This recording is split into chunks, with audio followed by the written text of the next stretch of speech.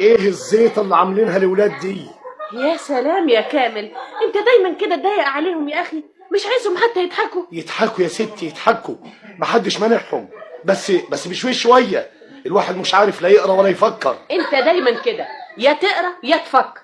تسمح تسيب الكتاب ده بقى؟ وبعد ما اسيب الكتاب عاوزاني اعمل ايه؟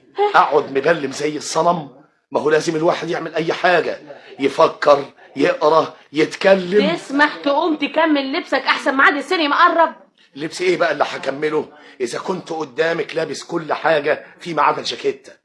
بقالي على الحالة دي نص ساعة منتظر ان حضرتك تلبسي ولا الاولاد يخلصوا، مفيش فايدة. انا قربت اخلص اهو. بقالك ساعة بتقولي قربت اخلص اهو قربت اخلص اهو، امتى هيحصل ده مش عارف. حالا بس مفيش داعي للنرفزة، ولا هو لازم يعني كل ما نطلع فسحة يا اخي نعملها حكاية؟ ولا حكاية ولا حاجة يا ستي، نستنى، احنا ورانا ايه؟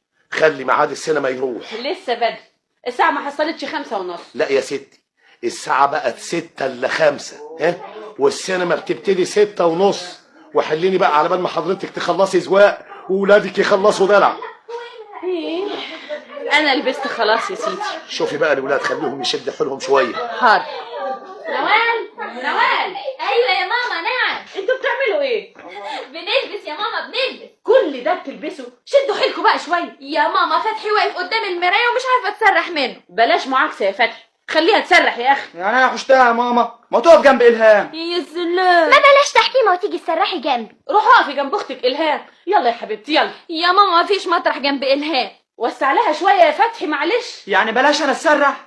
وبعدين بقى في الدلع بتاعكوا ده، انتوا الظاهر ناويين تضيعوا ميعاد السينما. اتفضلي يا ست نوال. سعاد يا سعاد. ايوه جايه اهو يا كامل. يلا خلصوا بسرعه احسن ابوكوا ابتدى يتضايق. تسمح بقى تتاخر شويه؟ اتاخر اروح فين؟ اطلع الحيطه يعني؟ يعني بلاش اتسرح يعني؟ ما انت متسرحه اهو، تقدري تقولي لي يعني بتتعايقي على ايه؟ مين هيبصلك؟ وانت مالك انت يسم؟ يعني ما انت شايفه شكلك. اسم الله عليك، انت اللي عامل لي زي ابو قردان. انا ابو قردان يا حدايه؟ حدايه عاجبه نفسي يا اخي. اسمحي لي، انت نفسك حلوه قوي. تسمح تسكت بقى احسن، والله العظيم اقول لبابا. وبعدين بقى يا فتحي؟ يعني ما انت سامعه يا الهام؟ مش سامعه كلامها البايخ ده؟